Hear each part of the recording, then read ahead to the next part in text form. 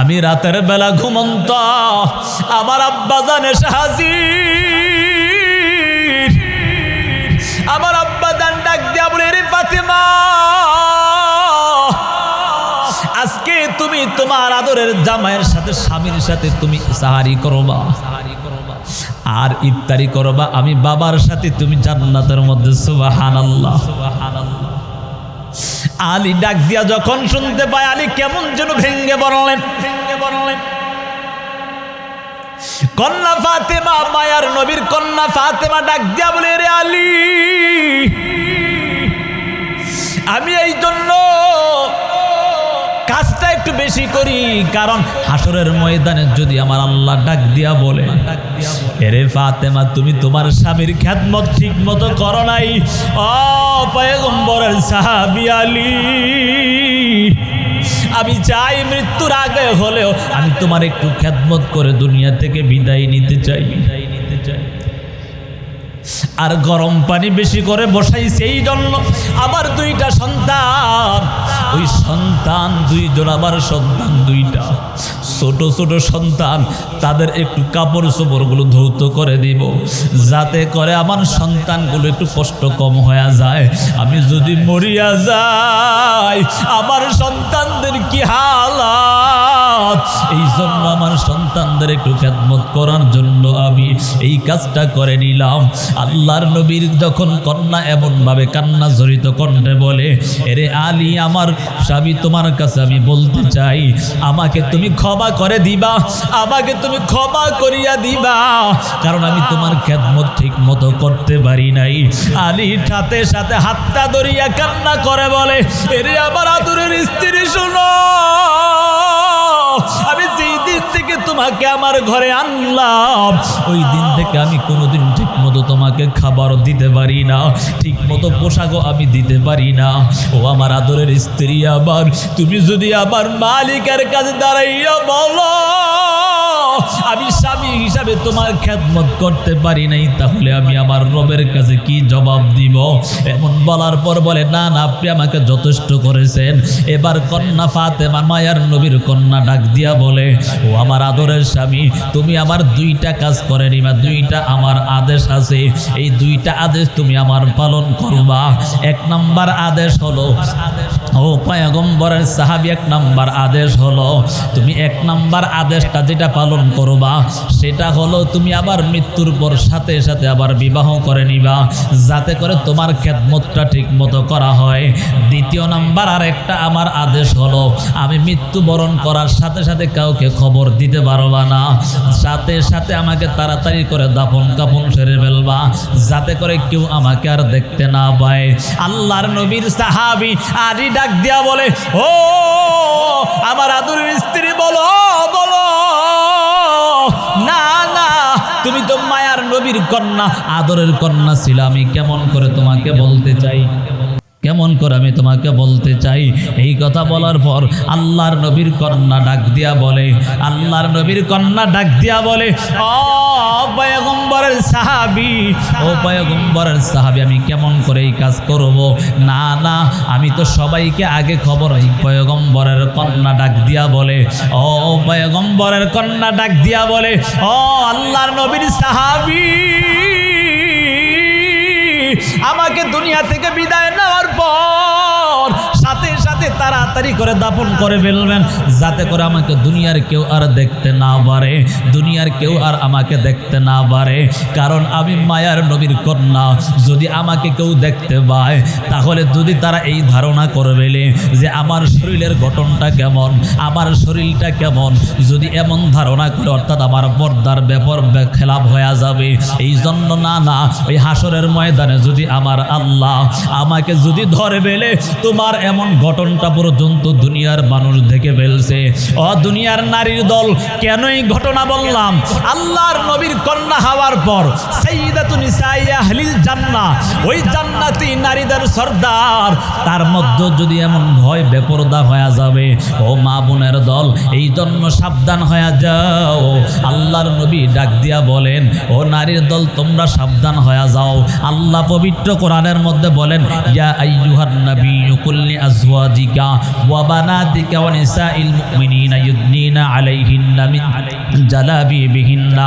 আল্লাহর নবীকে আল্লাহ তাআলা ডাক দিয়া বলে, ও পয়গম্বর, আপনার স্ত্রী এবং আপনার কন্যা মুমিনদের নারীদেরকে বলবেন তাদের চাদরগুলো যেন টেনে দেয়। অর্থাৎ কেন আল্লাহ তাআলা তার নবীর স্ত্রীদেরকে পর্যন্ত এই কথা বলতেছে? এই জন্য নারীর দল সাবধান হয়ে যাও। নামাজ যেমন ফরজ, পর্দাও তেমন ফরজ। যাদের উপর হজ ফরজ হয়েছে, হজ যেমন ফরজ, পর্দাও তেমন ফরজ। এই জন্য যুবক বৃদ্ধ বাবা, এখন থেকে তওবা করো। আর বেপরদায় চলে চলে গুনাহ করা যাবে না। আর বেপরদায় চলিয়া নামাজ নষ্ট করা যাবে না। বেপরদায় চলে চলে জীবনটা ধ্বংস করা যাবে না। আল্লাহর আযাবের ভয়টা করিয়া নিজের জীবনটাকে সুন্দর বানাইয়া ওই কবরে যাও, তখন কবরটা তোমার জন্য সুন্দর হয়ে যাবে। রাজি আছি না নাই? وقرن في بيوتكن ولا تبرجن تبرج الجاهلية الأولى وأقمنا الصلاة وآتينا الزكاة وأطعنا الله ورسوله। আল্লাহ বলেন, وقرن في بيوتكن ولا تبرجن تبرج الجاهلية الأولى। ও নারীর দল, তোমরা জাহিলি যুগের লোকদের মতো তোমাদেরকে প্রদর্শন করবা না। ও যুবক সন্তান, বৃদ্ধ বাবা, আজকে তাকায় দেখো, মনে করে শুধু নারীর কাছেই পর্দা। ঠিক না? ঠিক না? যুবক বৃদ্ধ বাবা মনে করে নারী শুধু পর্দা করবে, যুবক পর্দা করবে না, বৃদ্ধা বাবাও পর্দা করবে না। বলে না না, যুবক তোমারও মধ্যেও পর্দা আছে, নারীর মধ্যেও পর্দা আছে না? আছে না? কিছু কিছু অন্যায়কারী নারী তোমার সামনে উলঙ্গ হয়ে চলবে। বলে হুজুর উলঙ্গ মানে? হাদিসের মধ্যে আসছে শেষ জামানায় নারীরা পোশাক পরবে, তারপরে উলঙ্গ দেখা যাবে। ঠিক না? ঠিক না? যুবক সন্তান বৃদ্ধ বাবা, ভালো করে বুঝো। কিছু কিছু নারী তোমার সামনে অন্যায়ভাবে চলাফেরা করবে, তুমি তোমার নজরকে হেফাজত করতে হবে। কারণ মূল জেনার গুনার মধ্যে মূল হলো নজর। আগে নজর যার হেফাজত থাকবে তার জেনার গুনাহ হতে পারে না। পারে? নজরকে যদি হেফাজত করতে পারে তাহলে যুবক সন্তান কখনো জেনার গুনাহ করতে পারে না। এই নজরকে যেই হেফাজত করতে পারবে না, আস্তে আস্তে তার অঙ্গ প্রত্যঙ্গ জেনার গুনার মধ্যে লিপ্ত হতে থাকবে। ঠিক নেই? চোখ দ্বারা দেখবে আর অন্তরের মধ্যে একটু খাহেশ জাগবে। ঠিক না? অন্যায় করার জন্য তার খাহেশ জাগবে, আগ্রহ জাগবে। ও মুসলমান ইমানদার আল্লাহর গোলাম, তাকায় দেখো আজকে যুবক সন্তান কেন ধ্বংস হয়ে যাচ্ছে? তার মূল কারণ হলো যুবক দিনের পথে চলতে চায় না। মায়ার নবী কত রকম সুন্দরভাবে বুঝায়। ও দুনিয়ার মুসলমান, আজকে কেমন করে অন্যায় কাজে লিপ্ত হয়ে গেছো, জাহান্নামের আযাব সহ্য করতে পারো? ও মা বোনের দল, কত অন্যায় করো, জীবনটা তো ধ্বংস করে ফেলেছ। এই বেপরদায় চলে চলে জীবনটা ধ্বংস করলা, জাহান্নামের আযাব তো সহ্য করতে পারবা না। মায়ার নবী একদিন কান্না করে মায়ার নবীর কন্যা ফাতেমা ডাক দিয়া বলে, আব্বাজান কেন কাঁদো? কান্নার কারণ কি? আমার মা খাদিজার কথা কি আপনার স্মরণ হয়েছে কিনা? আল্লাহর নবী ডাক দিয়া বলে, না না, তোমার মা খাদিজার কথা স্মরণ হয় না। বলে তাহলে কেন কান্না করেন? আপনার মা বাবার কথা কি স্মরণ হলো? বলে না না, তাহলে কেন কান্না করেন? আবার সন্তান আপনার আদরের নাতি হাসান হুসাইনের কথা কি স্মরণ হলো নাকি? বলে না না, নাকি আপনার আদরের চাচার কথা স্মরণ হয়ে গেছে, এই জন্য কান্না করেন। মায়ার নবী বলে, না না, ও পয়গম্বর, কেন কাঁদে? তার কারণটা কি? কান্নার কারণটা কি? মায়ার নবী কেমন যেন ফুফায়া কান্না করে।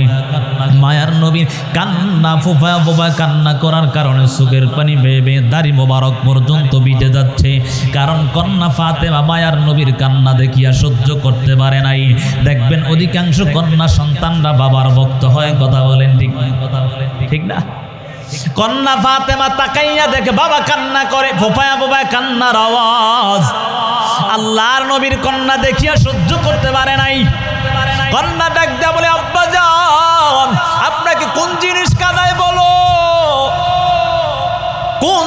আপনাকে কাঁদায়। এবার মায়ার নবী চোখের পানি ছেড়ে ছেড়ে ডাক দিয়া বলে, কন্যা, আমি এমন জিনিস আমাকে কাঁদায়। ও যুবক বৃদ্ধ বাবা, পর্দার আম্মা জানেরা, আজকে আমার মায়ার নবীকে ভুলিয়া কোথায় তুলছো? একটা বারও কি তোমার চিন্তাও হয় না? আমার মায়ার নবী সারাটা জীবন উম্মতের জন্য কান্না করছে। এখনো নবী আমার রওজা শরীফে শুয়া উম্মতি ইয়া উম্মতি বলে কান্না করে। মায়ার নবী ডাক দিয়া বলে, কন্যা শোনো, আমি কান্নার কারণ হলো আমি যখন মেরাজের রাত আমি আমার আল্লাহর আদেশ মোতাবেক যখন জিবরাইল আমিনের সাথে আল্লাহর সাথে মোলাকাত করতে যাব, আমার আল্লাহ আমাকে জান্নাত জাহান্নাম ভ্রমণ করালেন। আমি জাহান্নামের কিনারায় যাওয়ার পর আমি তাকাইয়া দেখি অধিকাংশ নারীর দলদেরকে জাহান্নামের মধ্যে দেখা যায়। বলে আমি তাদের ওই আযাব দেখিয়া আমাদের ওই আযাবগুলো দেখিয়ে এখনো পর্যন্ত আমার কান্না আসে। আল্লাহর নবীর কন্যা ডাক দিয়া বলে, ও আব্বাজান, তাদের কি এমন আযাব যার কারণে আপনি এখনো পর্যন্ত কান্না করেন? আল্লাহর নবী কান্না করে বলে, ও সন্তান শোনো, আমি যে এমন আযাব দেখেছি, যে আযাব দেখি এখন আমার কান্না বন্ধ করতে পারি নাই। যখনই আমার স্মরণ হয় তখনই আমার কেমন যেন কলিজাটা সিরিয়া যায়। আমি একদল নারীদেরকে তাকাইয়া দেখতে পাই, ওই সমস্ত নারীরা যারা দুনিয়ার জমিনে অন্যায় করে চলতো, বেপরদায় চলাফেরা করত, ওই সমস্ত নারীদেরকে আমি তাকায়া দেখতে পাই ওই জাহান্নামের আগুনের উপর মাথার চুলগুলোর মধ্যে ঝুলাইয়া ওই নিচের দিকে কেমন যেন আগুন দাউ দাউ করে আগুন জ্বলে। ওই চুলের মধ্যে এমনি তো কেমন সেন্সিটিভ বিষয়ের বাবা চুলগুলো, ওই চুলের মধ্যে টান দিলে কতই না ব্যথা পাওয়া যায়। বলে পুরা বডিটাকে ওই চুলের মধ্যে কেমন যেন এমন ওজন দেওয়া হচ্ছে। ওই জাহান্নামের আগুনের তাপ ওই নারীর মাথার মগজগুলো বাতের মারের মতো টকবক টকবক করতেছে। আমি ওই আযাবগুলো দেখিয়া সহ্য করতে পারি নাই। ও নারীর দল, ও যুবক বৃদ্ধ বাবা, এই জন্য সাবধান হয়ে যাও, তোমার সন্তান পর্দা করে না। আল্লাহর নবী হাদিসের মধ্যে বলেন, ক্বালা রাসূলুল্লাহি সাল্লাল্লাহু আলাইহি ওয়া আলিহি ওয়া সাল্লাম, আলা কুল্লুকুম রাঈন ওয়া কুল্লুকুম মাসউলুন আন রাইয়াতিহি। সাবধান সাবধান, তোমরা প্রত্যেকেই দায়িত্বশীল। তোমার দায়িত্বের ব্যাপারে আমার আল্লাহর কাছে প্রশ্ন করা হবে। আল্লাহ বলবে, তোমার দায়িত্ব কতটুকু আদায় করছো? বলে, কেমন দায়িত্ব? আপনার স্ত্রী আপনার অধীনে আছে, আপনার কন্যা সন্তান আপনার অধীনে আছে, আপনার মা আপনার অধীনে আছে, আপনার বোন আপনার অধীনে আছে। ও যুবক বৃদ্ধ বাবা, আল্লাহ প্রশ্ন করবে, হে আমার বান্দা, বলো তোমার দায়িত্ব কতটুকু আদায় করেছো? সাহাবায়ে কেরাম প্রশ্ন করলেন, ইয়া রাসূলুল্লাহ, আমার তো কন্যা নাই, তাহলে আমার কি এমন দায়িত্ব? বলে, তোমার যদি স্ত্রী থাকে সেই স্ত্রীর ওপর তোমার দায়িত্ব আছে। আবার আরেক সাহাবী ডাক দিয়া বলে, ও পয়গম্বর, আমার তো স্ত্রীও নাই, আমার কি দায়িত্ব আছে? বলে, তুমি নিজের প্রতি দায়িত্বশীল, তোমার নিজের ব্যাপারে আল্লাহ তাআলা প্রশ্ন করবে। বলে, কেমন প্রশ্ন জানো? তোমার কন্যা সন্তান কোথায় চললো, কেমন ভাবে চলতেছে? কলেজে ফাটাইছে। কি ফাটাইছে? কলেজে ফাটাইছে। কলেজে পড়তে গিয়া পার্কে গিয়া আড্ডা আসেনি। আমাকে এই সমাজে নাই, তো এই জন্য বুঝেন না আপনারা। হ্যাঁ আছে, আল্লাহ থাকলেও বুঝদান করুন। সকলে বলি আমিন। ও যুবক, বাবায় ফাটাইছে, মায়ে ফাটাইছে, বাবা কত কষ্ট করছে, কষ্ট করে নিজে না খাইয়া সন্তানের জন্য টাকা পয়সা কামাই করে সন্তানের ফলন গিলাম করা লাগবে, অনেক টাকার প্রয়োজন হয় না? এই টাকা দেয় আর সন্তান নারী নিয়ে ঘুরে আড্ডা দেয়। আছে না? আসেনি? এজন্য কলিজার টুকরা যুবক সন্তান সাবধান। মা বাবার চক্ষু ফাঁকি দিলে আল্লাহর চক্ষু ফাঁকি দেওয়া যাইব? হ্যাঁ, রব তো এমন একজন রব, জানো আমার মালিক কেমন একজন মালিক। আল্লাহ বলেন, আল্লাহু আলিমুম বিযাতিস সুদূর, তোমার অন্তরের খবর পর্যন্ত কে জানে? যুবক, মাকে ফাঁকি দিলা, বাবারে ফাঁকি দিছো, আত্মীয় স্বজনরে ফাঁকি দিয়া পার্কে গিয়া আড্ডায় লিপ্ত। হায় হায়, কেউ দেখে না, একজন দেখে, তিনি কে? দুইজন রাখছে না, কিরামান কাতিবিনা ইয়ালামুনা মা তাফআলুন। আল্লাহ তাআলা ডাক দিয়া বলে দুইজন ফেরেশতা তোমার আছে, কিরামান কাতিবিন, ঠিক না? এজন্য সাবধান হয়ে যাও।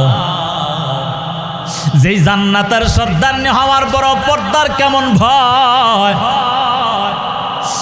আল্লাহর নবীর কন্যা ফাতেমা, যেই ফাতেমা এমন একজন নবীর কন্যা, জানো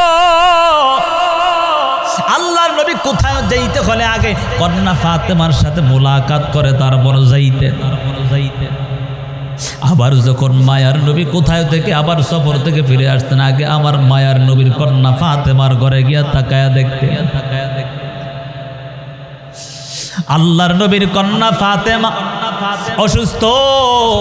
অসুস্থ অবস্থায় কেমন যেন নবীর কন্যা অসুস্থ হয়ে যাচ্ছে। হঠাৎ করে কন্যা ফাতেমা রমাজান সময় রমাজানের রোজা রাখলো। রোজা রাখিয়া কন্যা ফাতেমা কেমন যেন কোনদিন কন্যা ফাতেমা ইশরাকের নামাজ বাদ দেয় না। ফজরের নামাজ আদায় করিয়া কোরআন শরীফ পড়ে তারপরে ইশরাকের নামাজ আদায় করে নেয়। ইশরাকের নামাজ আদায় করিয়া তারপর কন্যা ফাতেমা তার কাজের মধ্যে ব্যস্ত হয়ে যায়। কন্যা ফাতেমা একদিন হঠাৎ করে তাকায়া দেখি কেমন যেন শরীরটা অসুস্থ হয়ে যায়। আল্লাহর নবীর কন্যা ফাতেমা অসুস্থ হয়ে যাওয়ার কারণে আল্লাহর নবীর কন্যা ফাতেমা তাড়াতাড়ি করে নামাজটা শেষ করিয়া ওই রমাজান মাসে তাড়াতাড়ি করে কাজ করার জন্য বের হয়ে গেলেন। পয়গম্বরের জামাতা হযরত আলী রাদিয়াল্লাহু তাআলা আনহু বাসার মধ্যে আসিয়া তাকায়া দেখে কন্যা ফাতেমা তার নামাজের বিছানায় নাই। যার কারণে আলী একটু হতাশাগ্রস্ত হয়ে গেছে, কোনোদিন তো আমার কন্যাকে আমি দেখি নাই যে নামাজ পড়ার পর ওই স্থান ছেড়ে অর্থাৎ ইশরাক কোরআন তেলাওয়াত বাদ দিয়া আগে বের হয় না। আল্লাহর নবী সাহাবী আলী চিন্তার মধ্যে পড়ে যায়। হঠাৎ করে ঘুরে ঘুরে তাকায়া দেখতে পায় কেমন যেন কন্যা মায়ার নবীর কন্যা ফাতেমা খাবার রান্না ঘরের মধ্যে গিয়া কাজ করতেছে, কাজের আরম্ভ করে দিল। আলী ডাক দিয়া বলো, ও ফাতেমা শোনো, তুমি ওইখানের মধ্যে এখন তোমার ইবাদতের সময় কোনোদিন তো আমি দেখি নাই, ইবাদত বাদ দিয়া তুমি কাজ করার মধ্যে লিপ্ত হয়ে যাও। কিন্তু কন্যা ফাতেমা ওই সময় এমন একটা পরিস্থিতি জানো, ওই কন্যা ফাতেমা আগে যেই কাজ করতো তার চেয়ে বেশি কাজ ওই দিনের মধ্যে করা আরম্ভ করে দিল। আল্লাহর নবীর কন্যা ফাতেমা আগে যদি একটা কাজ করতো আজকে দুইটা তিনটা কাজ বেশি করত। মায়ার নবীর কন্যা ফাতেমার এমন হালত দেখিয়া এবার আলী ডাক দিয়া বলে, রে ফাতেমা বলো এমন কাজগুলো কেন করতেছো একটু জানতে চাই। ফাতেমা কেমন যেন চোখের পানি ছেড়ে দিয়া আলীকে ডাক দিয়া বলে, রে আমার আদরের জামাই তুমি শোনো, আমি তোমার কাছে কথা গোপন করতে পারবো না। বলে কেন তুমি আজকে এত তাড়াতাড়ি কাজের মধ্যে নেমে গেলে একটু জানতে চাই। আল্লাহর নবীর কন্যা কান্না জড়িত কণ্ঠে ডাক দিয়া বলে, ও পয়গম্বরের সাহাবী শোনো, আমি কি জন্য আজকে কাজে নেমে গেলাম। আমি রাতের বেলা ঘুমন্ত, আমার আব্বা জানে হাজির। আমার আব্বা জান ডাক দিয়া বলে, রে ফাতেমা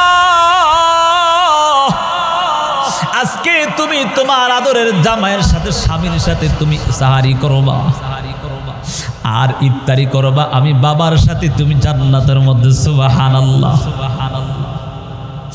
আলী ডাক দিয়া যখন শুনতে পায় আলী কেমন যেন ভেঙ্গে পড়লেন। কন্যা ফাতেমা মায়ার নবীর কন্যা ফাতেমা ডাক দিয়া বলে, রে আলী আমি এই জন্য কাজটা একটু বেশি বেশি করি, কারণ হাসরের ময়দানে যদি আমার আল্লাহ ডাক দিয়া বলে, এরে ফাতেমা তুমি তোমার স্বামীর খেদমত ঠিক মতো করো নাই, ও পয়গম্বরের সাহাবী আলী,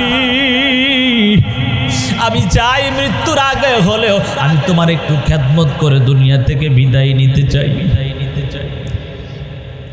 আর গরম পানি বেশি করে বসাইছে এই জন্য আমার দুইটা সন্তান, ওই সন্তান দুইজন, আমার সন্তান দুইটা ছোট ছোট সন্তান, তাদের একটু কাপড় চোপড়গুলো ধৌত করে দিব, যাতে করে আমার সন্তানগুলো একটু কষ্ট কম হয়ে যায়।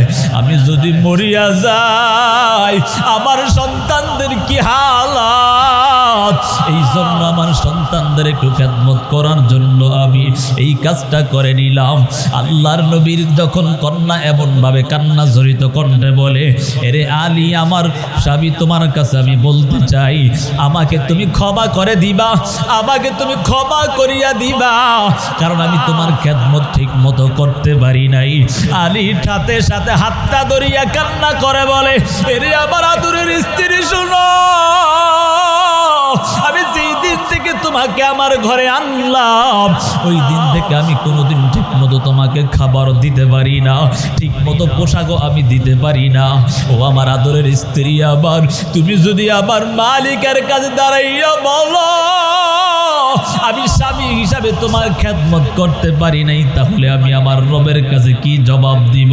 এমন বলার পর বলে, না না আপনি আমাকে যথেষ্ট করেছেন।